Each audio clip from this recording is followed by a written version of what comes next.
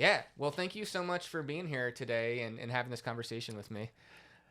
Appreciate it. Well, I really wanted to do this because it's probably unusual to have a person in an office talking in depth with the person that he wants to replace him or her. And I thought it would be really, really interesting for people to hear us talk about our philosophy and what we've done together over the last 8 years and all of that. So, Yeah. No, and when you called and asked me about it, I love the idea because I feel like you and I talk a lot about policy and ideas and, what we've done together, the future of the county. But a lot of times it's just you and me. Like we're in the hall, I'm in your office, you're in my office. Yeah. So, but I wanted to make sure, I think a lot of people kind of know my background and you're kind of a subject right now because you're running for office, you're running for county executive. But one of the reasons that, well, first of all, for those who don't know, I've endorsed you. right. I appreciate it. And I want people to understand why I endorsed you. And I think we'll get into a lot of that.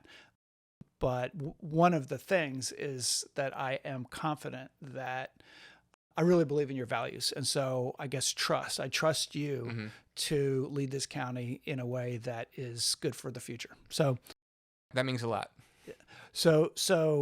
But I think people need to know where you come from. So can you just share some of, growing up in the county and then what you did before you did this job?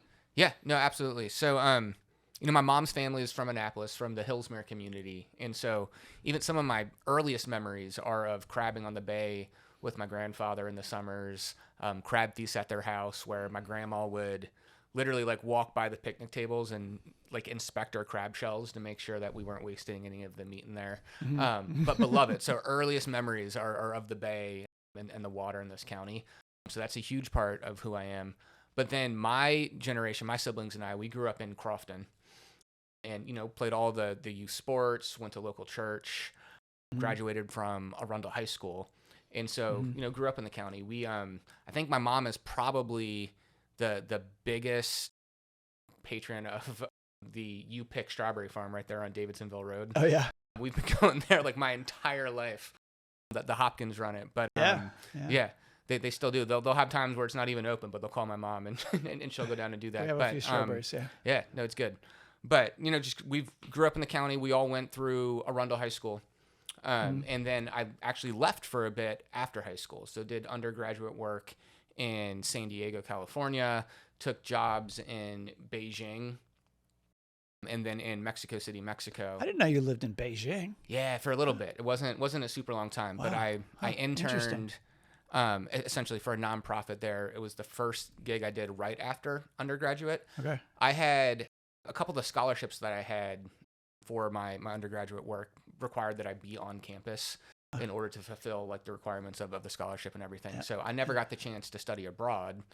And so I wanted to experience something really different. I was like, what is, the most different that you can get from Southern California? And someone was like, you should go to China. And I was like, all right. So I had a connection through an uncle to a little nonprofit that was working in China. So I was only there for like 4 or 5 months. Fluent in Chinese, I'm sure, right? And I could get by really? by the time. Yeah. So I lived with a group of Chinese teenagers, and so they just spoke Mandarin the whole time, and I took immersive courses while I was there. Wow. So would never claim fluency, but by the time I left, I could go to a market and purchase food and clothes and barter and stuff like that. But hard language. Not anymore. Okay.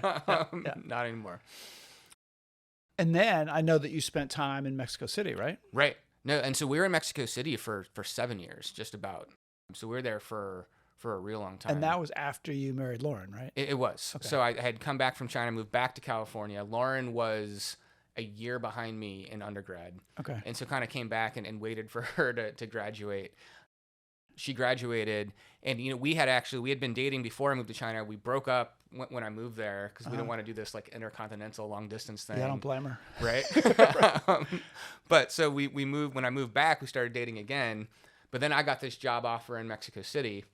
And we were like, what do we do? Because we didn't want to break up again. Like we knew we were committed to each other, but we also didn't want to do a long distance relationship. And I was like, you should just move with me. Like, let's go do it. So we got engaged and got married in a few months. And then we moved to Mexico City. Like we went on our honeymoon, but within a month of getting married, we had moved to Mexico City. And you taught American history in high school, right? While you were in Mexico City? I did. The bulk of what we did there was we taught. So we actually moved there for another nonprofit. I got a job working in microfinance. And so we were giving like little tiny loans to rural entrepreneurs. I didn't know. I'm learning stuff about you. This No, is good. it was fun, right? And it's a fascinating concept. Yeah. But like some of these loans it, yeah. were like $20, right? But they could go buy a stalk of bamboo and make baskets and then sell them, and they'd make $30 selling their baskets and pay us back and get a bigger loan. Yeah. And so in talking with some of those people, it was really about their kids, right? Like that there's no one initiative that's going to be, a silver bullet that's going to solve poverty, like no matter what country or community you're talking about. But what that did was it allowed some of these families whose kids always had to work to help provide for the family. The parents could now be like, no, we can run this business and we're making enough money to feed, clothe, shelter our family, and our kids can now go to school. Can actually go to school. And so it wasn't necessarily, I'm sure there's success stories of people like really rising out of poverty, but the people I worked with, it was really about, hey, like we can now, like the one generation, the adults made things a little better to get the next step. And the kids didn't have to go work. They could go to school. And so it was really about investing in their children. Now, I do remember hearing, you're probably not going to say it because you don't like to brag on yourself, but you were teacher of the year in the whole school, right? I did in the high school. The high school, yeah. While we were there, right? Because that microfinance So thing, you must have been good at it. The teaching part. The teaching part, yeah. Maybe you're good at the microfinance part, too. I enjoyed it. No, so what I was going to say, the microfinance part only lasted several months because we went down there in 2008, and this nonprofit I worked for was funded by private donations really out of Southern California. They all lost their fortunes when the housing bubble popped. And so the company I went there to work for, like, completely disintegrated. They weren't laying people off. They just didn't exist anymore. But in the time that I was doing that, Lauren had gotten a job teaching elementary school at that school. And they had, weren't hiring anybody in Maryland at that point in teaching, and California had laid off 40,000 people. Yep. And so we stayed. We rode out the whole recession there. So I went back to school, got a master's degree, and it was when I finished that I started teaching. So Lauren taught the whole time we were down there. I taught the last 5 years. And Lauren continues to teach in Anne Arundel County public schools. Yeah, she's a fourth grade teacher at Crofton Woods. Yeah, good. So fast forward a little bit, you come back. You're back here in Crofton, Bud House there, right? Yeah. And decided to get a PhD. Yeah. No. Yeah, I did. So Why? I have. What did you study, and why did you want to do that? Yeah. So, and I'm gonna back up just to teaching for a little bit in Mexico City, right? I loved it. Like I loved teaching. I taught IB history of the Americas, IB 20th century world history, and then U.S. government. And part of that is I realized one of my favorite parts of teaching was walking the senior class through their research projects every year. Mm-hmm. Like I loved guiding young students in creating knowledge and going out and exploring things on their own. Yeah. And I was like, wow, I really like researching. And so if I was going to stay in academia, I was like, I might enjoy being at the university level.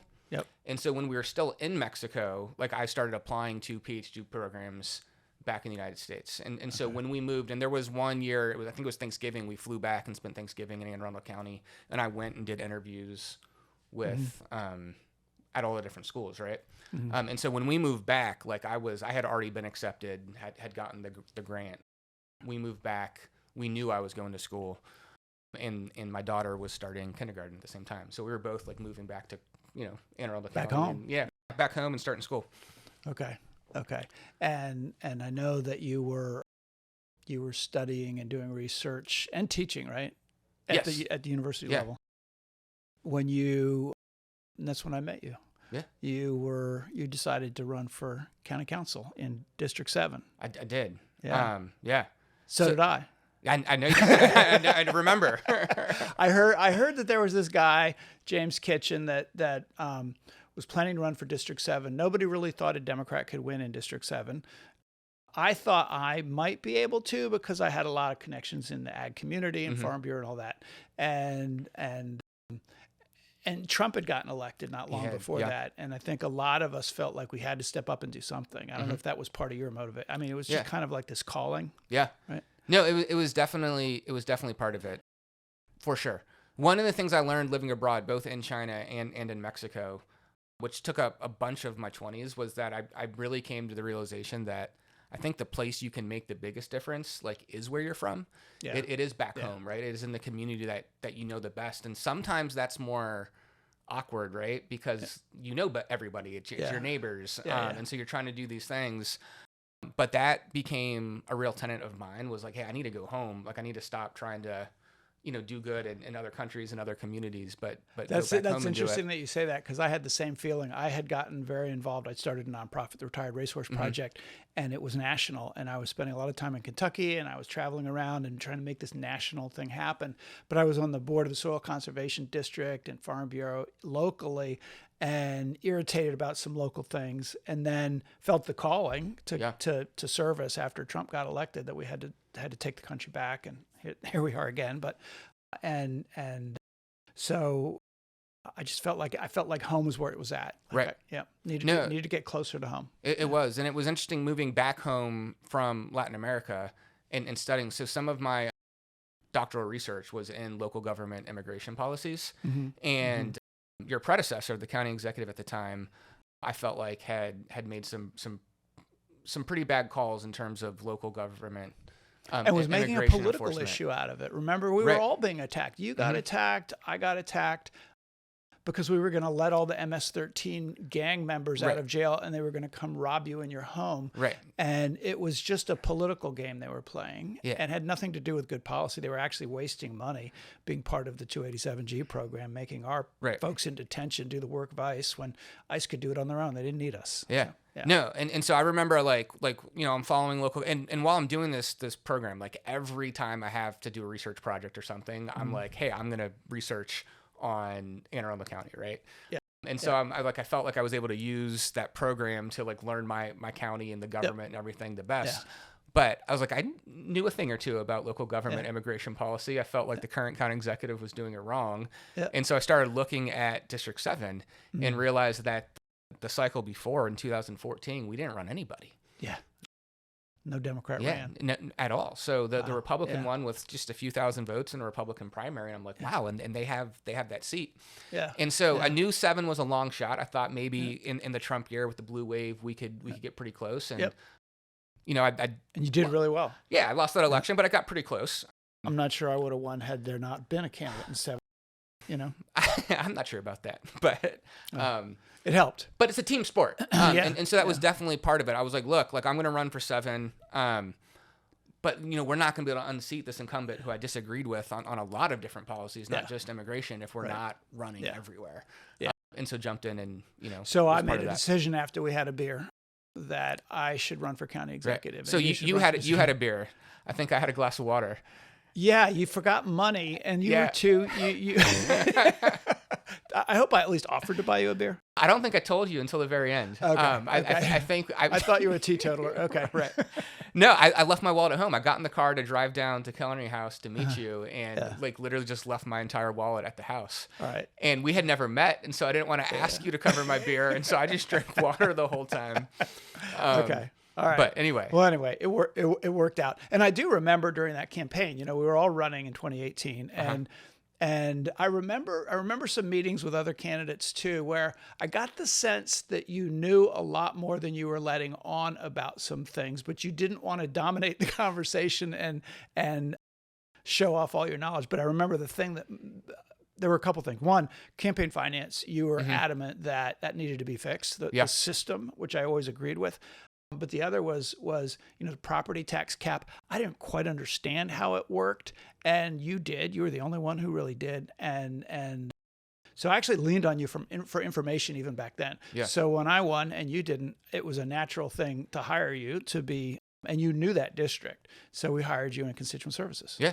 No, it was great. It worked out well. And you moved up quickly to director of the whole team of constituent services and converted it from just constituent services to community engagement and constituent services, because both of us believed that we needed to increase engagement to get hard stuff done. Yeah. No, we did a lot of good stuff together. So you decided that, I had, I think, made comments about the possibility of eventually you running for county executive, because I saw on our team, you were the person of everybody always, I think, that had this, both academic, and you just have an amazing memory, and you study the issues. Like, there's no job you couldn't do in county government, whether it's legislative or anything. And you stepped up during COVID, doing amazing work then with the health department. I mean, you're the guy who actually designed the web system to figure out who would get their vaccinations first. Remember when they first came out? Yeah. Probably not the whole web system. Well, but I know you were working on it. we were involved. Yeah. And also recruiting people to go do the call center. Yeah. And I mean, everybody's job changed at that point, including yours as the director of CECS. But you were always the person who really understood that uncomfortable place between community and the bureaucracy and the agencies. And that's a difficult place to be. Yeah, no, it can be. And I think it's really important that whoever is county executive be good at navigating that space, because you've got to be loyal to the workforce. You've got to inspire the workforce. You're their leader. And at the same time, you've got to have some level of trust in community and listen a lot, and they have to know that you're listening. So that is the part that I know you're good at, and that is, the number one reason why I think that you're the right person for the job. Well, again, thanks. That means a lot, because it is sometimes an uncomfortable space when you're out there dealing with community members, like learning their issue, and you're trying to get to a yes, because that's like the approach like every public servant really should be taking, right? Like, how do I help solve this community's issues and advocate for them? But then you're going back to the departments, and sometimes you can't get there, right? And so you are also just acknowledging the limit of executive authority, right? Like, we can't do everything as an executive branch. Like, some things we just don't have the authority to do. And then you're also having to learn and respect the just subject matter expertise of our departments, right? Our department heads and all the employees, and there's so much experience in Anne Arundel County, and I firmly believe that. And be willing to tell the community, I can't do that for you. We can't make that happen. Yeah. No, so it's both, right? So there are times where you're going to departments and asking, like, hey, can we think about this creatively? Like this problem doesn't fit, nicely like into the process that we've always done. Yeah. But I think we have the authority to do it. Like, can we think about it creatively and try to get to that yes? And so there's times where you're trying to, talk through that with departments and get them to think about things maybe from an angle they hadn't before. But then you're absolutely right. Like, there are times where you have to go back to the community and say, hey, we've tried. Yeah. And, we cannot solve this issue for you. It's not going to be, the government that solves this one. And I will be perfectly honest and say that there have been times where you didn't want to give up, and I was ready to give up. And you, because you worked for me, had to go back and say no. Yeah. Like, the bad news doesn't usually come from the boss. It comes from somebody. Right. And I will say that I knew that was uncomfortable for you, and there was never a doubt in your mind that you would do that. No, for sure. So, yeah.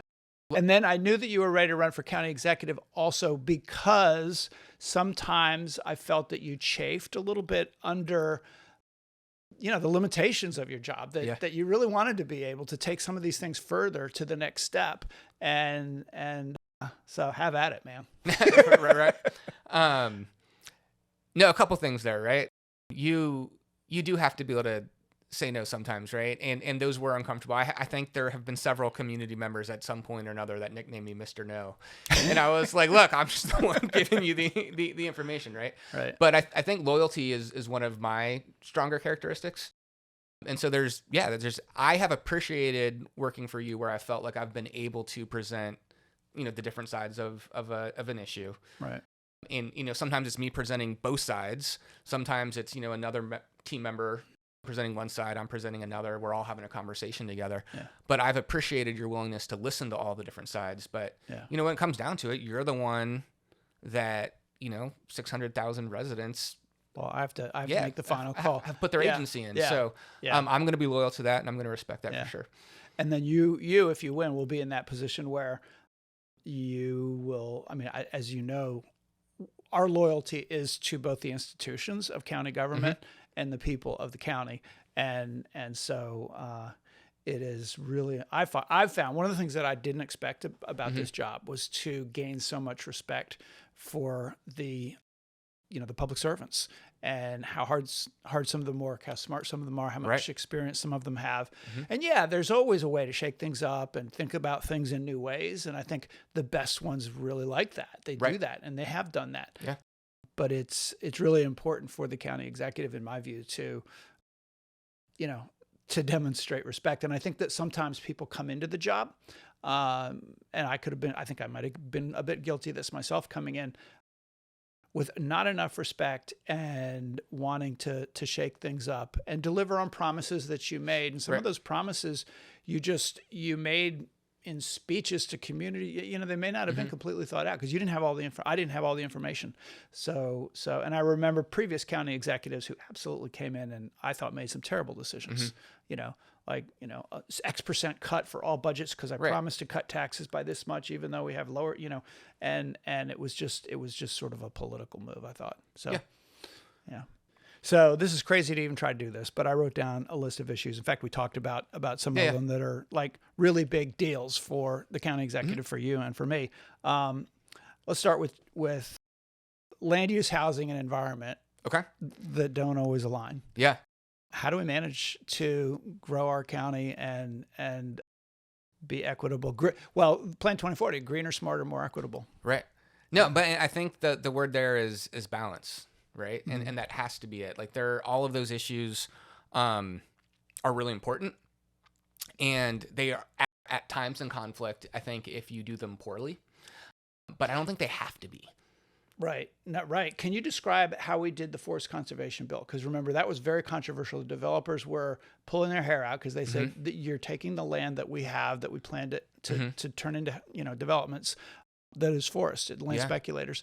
And, you're putting us out of business with this forest con. So it was hard to get 4 votes. We managed to get, I think, 7. I think you did at the end. Yeah. Tell us how we did it. Yeah. No. So there were a couple things there. I think one was our environmental policy director at the time, Matt Johnston, put together some great analysis on it, where we weren't just, I feel like sometimes in the county, we look at a fiscal analysis, right? Like just what does this cost in terms of tax dollars and all that, where sometimes in policy, you need to take like a broader view and say like, hey, what's the overall cost benefit analysis, right? And so first of all, I think we took like a really... What is the value of forested land? Right, right. And we put together like, this is like the value of ecological services that we're losing when you cut down an acre of forest. And we put that into the analysis, right? So it's not... a dollar or a cent that's ever going to cross like anyone's balance sheet per se, but it's a real value that the people of our county are benefiting from for having these forests. And look, we're never going to do it better than Mother Nature, right? Right. Yeah. And so the first thing I think we did with forest conservation is we took like a real broad view and made sure all of the relevant things were being included in the analysis. But then we went to the community, right? Like the community college did polling on the issue, and we knew that the vast majority of the public was... And we did town halls too. We did. We ran scenarios by people. We did. Yeah. And that was, I think, huge. I think most of your really big legislative victories in my mind, we spent enough time on the issue where we did great analysis, but then we took it to the community, right? Yep. And it doesn't matter how good our analysis is going to be. Like we have so many smart community members in this county that someone's going to bring something up that we didn't think of, right? Do you remember early on when we knew that we were having Plan 2040 was going to be important? And we brought in Smart Growth America and Governor Glendenning. We did. And convened a large number. I can't remember how many showed up. There were a couple hundred at least. Yeah, a couple hundred people to spend it was in May. I remember that. And the weather was beautiful and people were sitting in here for most of a day talking about, what is good development, what is bad development, where do we want to protect, where do we want density, where do we not want density, how are we going to do housing affordability? Do you think that was effective? I think it was. I think it gave us a sense of where people wanted to go, but it made people feel like they were part of the process. Yeah. And so I think putting things in front of the community as early as you can in any process is good, because I believe we're always going to learn something we didn't think of when we put things in front of the community. And 2, you get that buy-in. and people feel heard. People saw pictures of Yeah.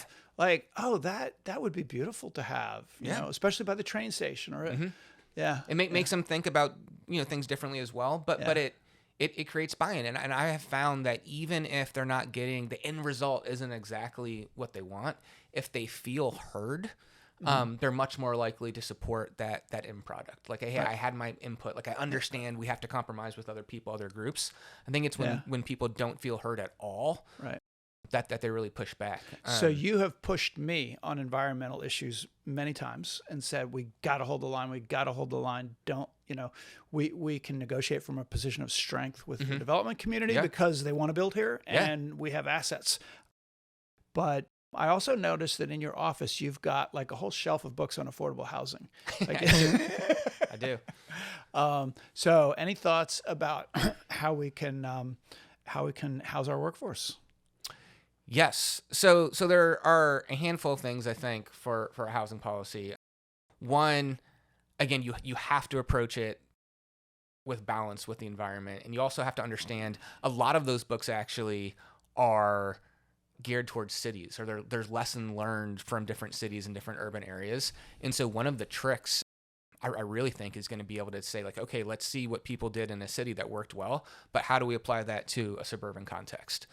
How do we make that work well here in Anne Arundel County? And it's not going to be the exact same as it was in Houston or Miami or any of these cities, right? That people are writing about for the things that they're doing.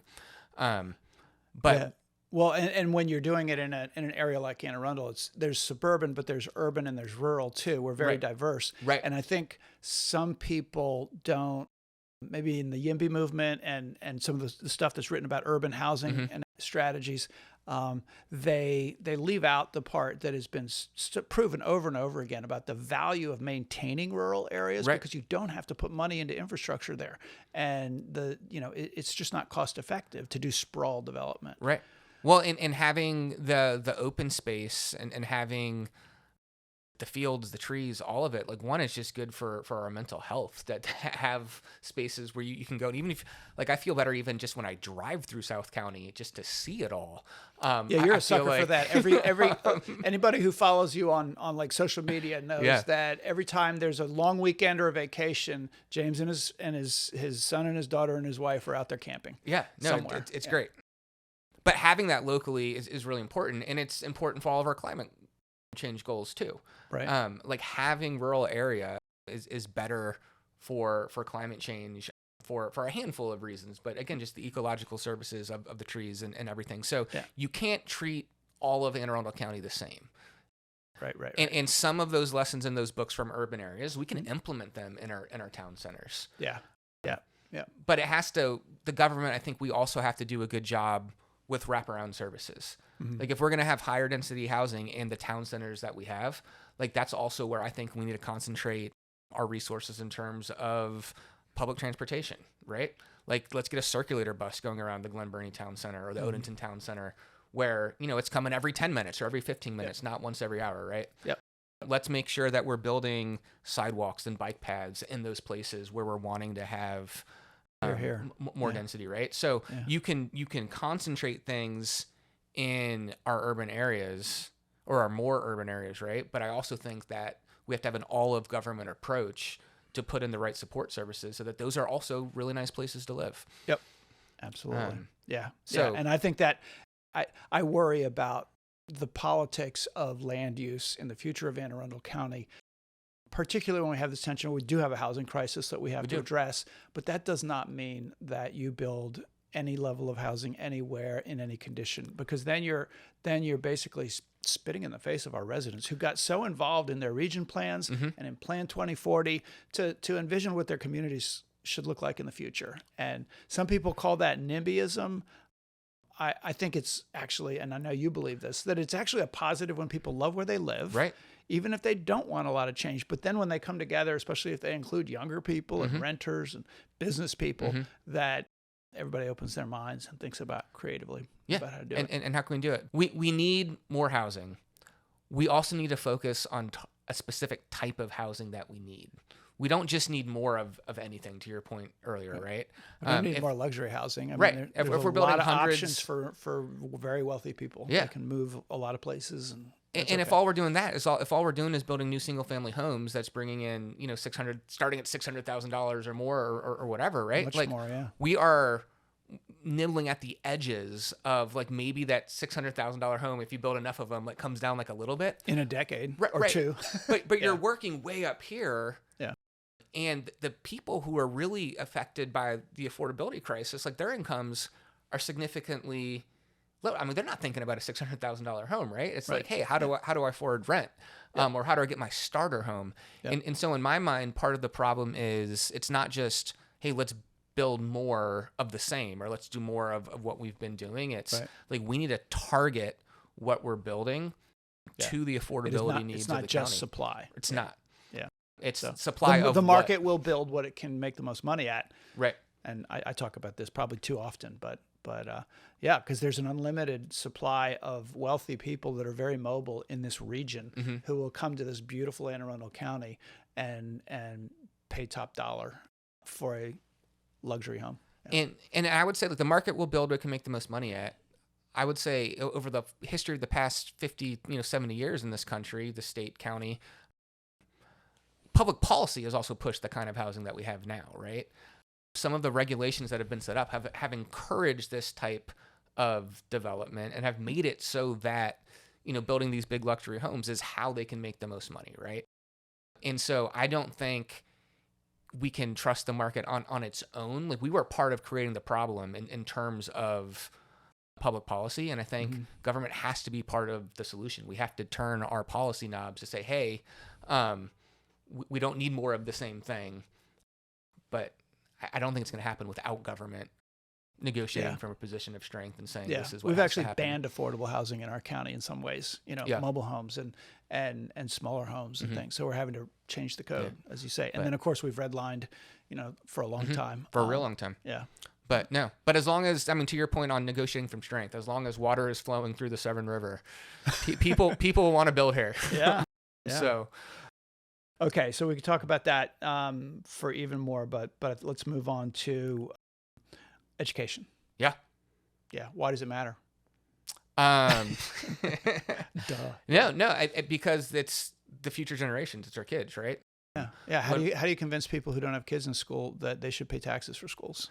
Because society does not function if there's not a base level of education, right? Like, we need to have well-educated people who can take in news, take in different, mediums, but be able to critically think about them and make good decisions.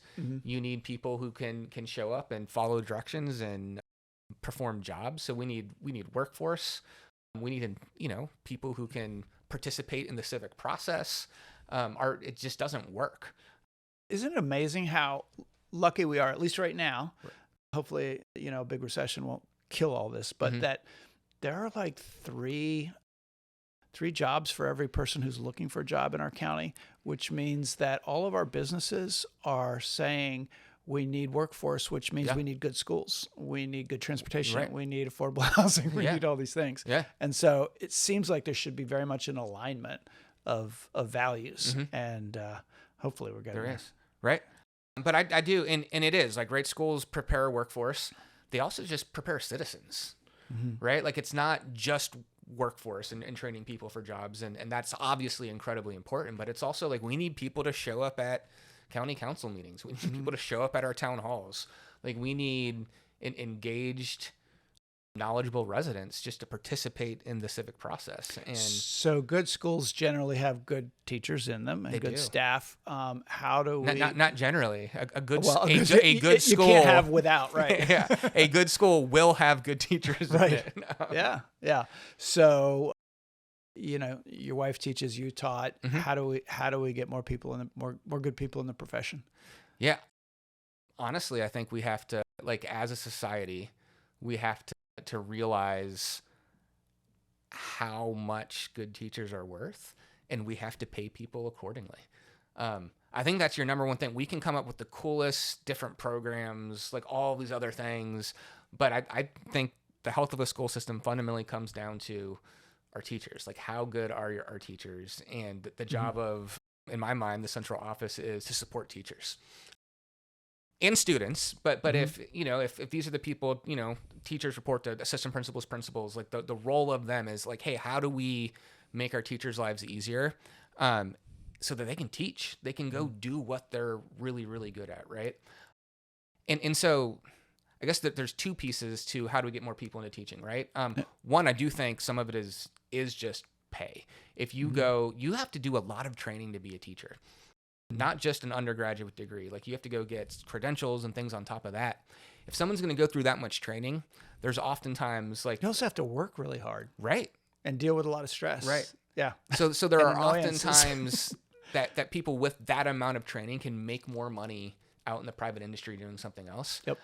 And I don't think we can just rely on the goodwill of people to be like, oh, I'm going to give up, like a whole bunch of money I can make over the course of my career so I can, feel good about the job I do. I think we have to be serious about paying teachers what they're worth. One of the reasons I've been super proud of a lot of your budgets over the past 6 or 7 years is I felt like we have invested in teachers. We can always do more, but I think that has been a priority, which has been great. But the other piece is just the quality of their job. Like making it, showing up to work, like not putting just like layering more and more requirements on a teacher, but trying to figure out like, hey, how can we make it so that it's just easier for them to show up and do their job, and they can focus on that and we can help deal with the other things. Public safety. Let's talk about why you think it is. I think you think it's important, but incredibly important. Police, fire, Office of Emergency Management in these times, all those things. Yeah. Look, because when people need to feel safe, in their communities. They're not going to be, go out and perform in the economy, like in the workforce. They're not going to show up to the town halls. They're not going to and so much about a good community, right? If they don't feel safe. Yeah. Is neighbors being outside and supporting each other. Right. Not just the government providing services, but there are social fabrics where, people who live in the same neighborhood, will lean on each other and support each other.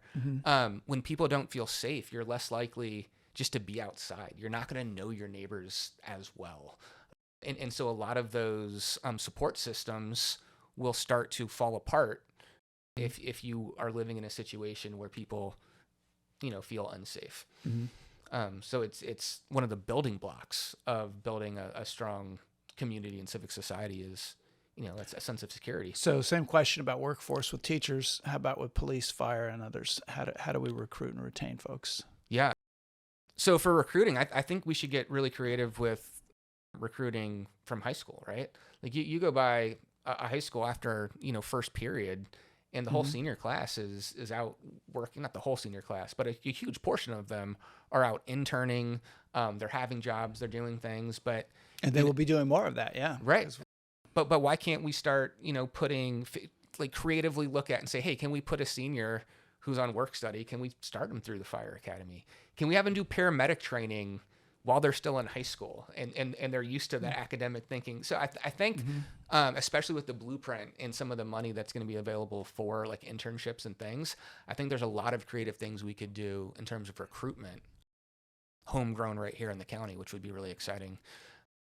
But then again, I think some of it is the quality of someone's workspace. So it's absolutely pay, but it's also, do we have enough staff that we're not constantly stressed or overloaded?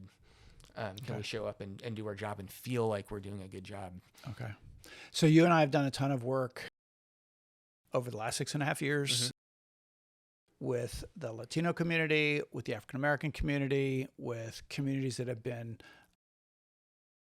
left out historically, and community engagement with folks. Some people would call it diversity, equity, and inclusion even. So why is that important for county government? If it is, I know what you think it is. and what should we be doing? Yeah, so it's incredibly important. So here's what I'll say is that equity, I think, is fundamentally ensuring that there's meaningful access to the services that local government is trying to provide. And so it means a couple things. One, you can't do a one-size-fits-all approach to providing services. We've already said this is a very diverse county. I mean, racially, in terms of age, in terms of geography, like we have a very diverse county. You're not going to have the same program work the same way in every community in this county, right? So we have to be listening to community members. We have to be looking at data, and then we have to be willing to tailor our policies to work for the communities that we're trying to serve. So we have to approach things with That doesn't sound very mindset. radical. I don't think it is. And in a lot of ways, I think it's efficient.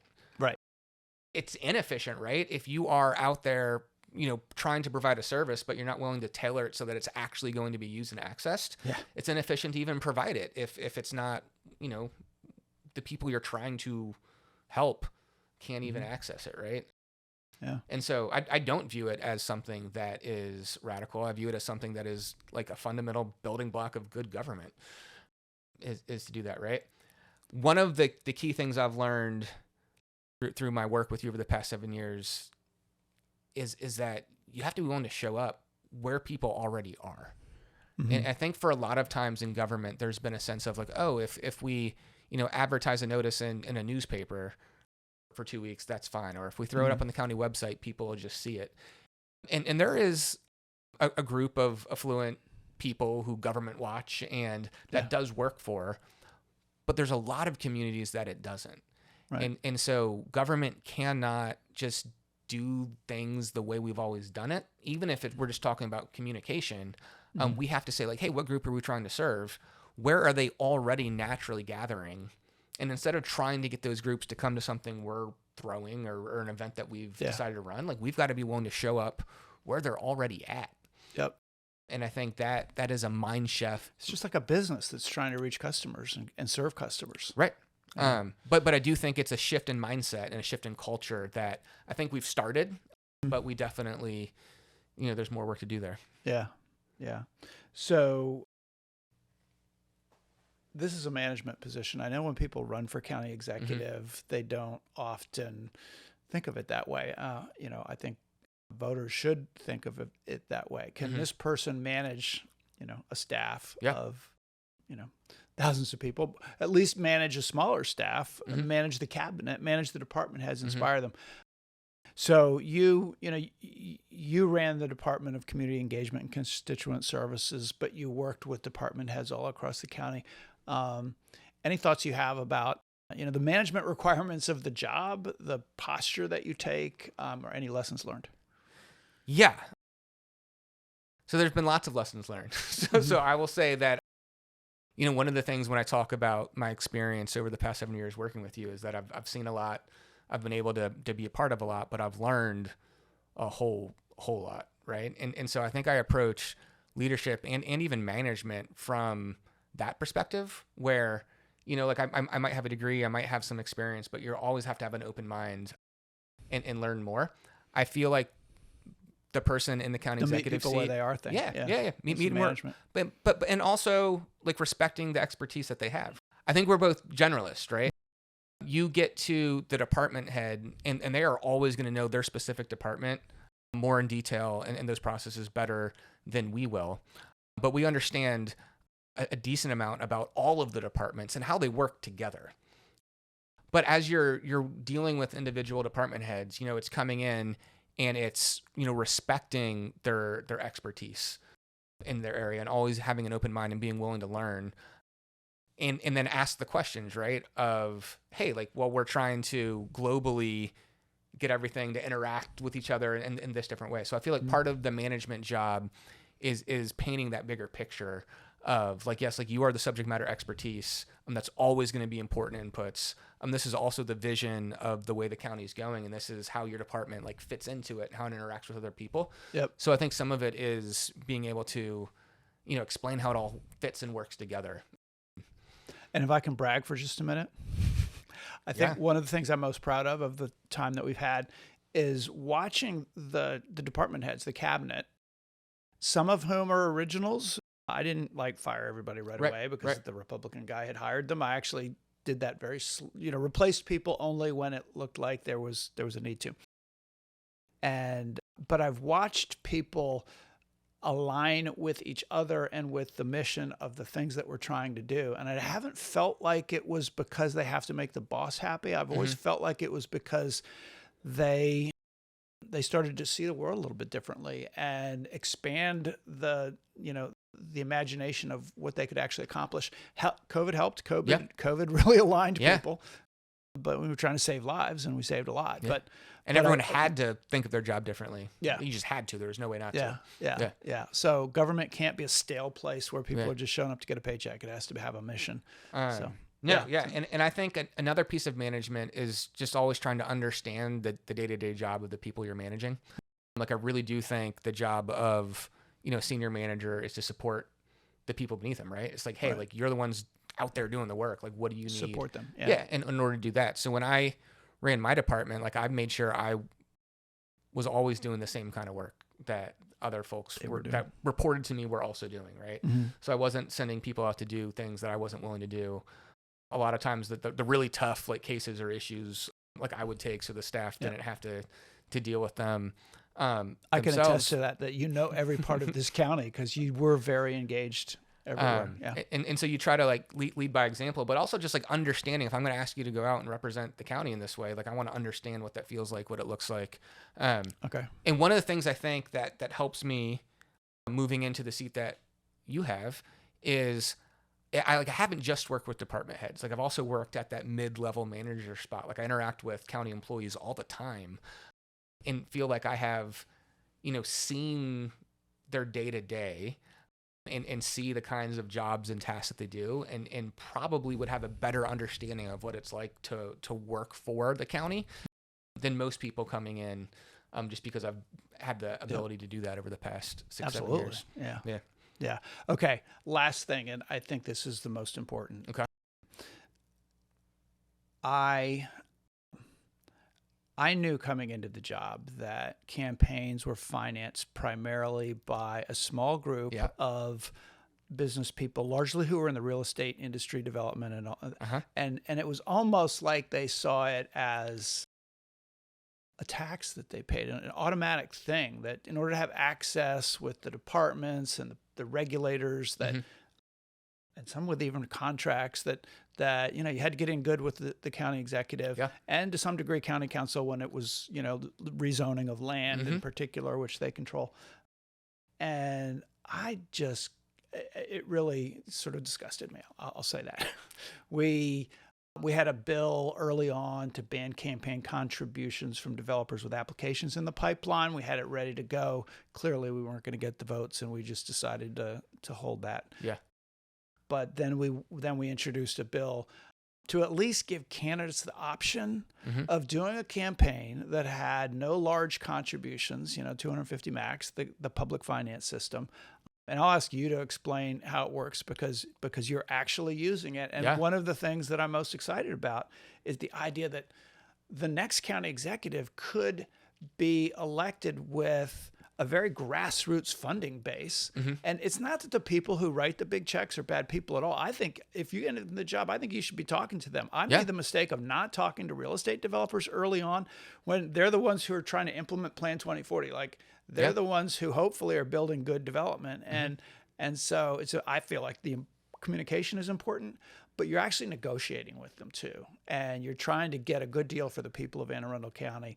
And when you feel like the only way you can get that next $6,000 check, or that fundraiser where they raise $100,000 from all their friends, is by saying yes, that's a problem. And so I'm thrilled that you're using the new system. We got it passed 4-3 in the council. So tell us how it works. Tell us anything you want about it. Why you're doing it. Yeah. No. So it's first, a lot of work. it is a lot of work, but it's really exciting, and it's good work. I think it's really important. This has been a passion project of mine for a really long time. So going back to when I was a high school teacher, I taught government also. And I remember teaching our setup of government, and there was a lesson that I would do on this.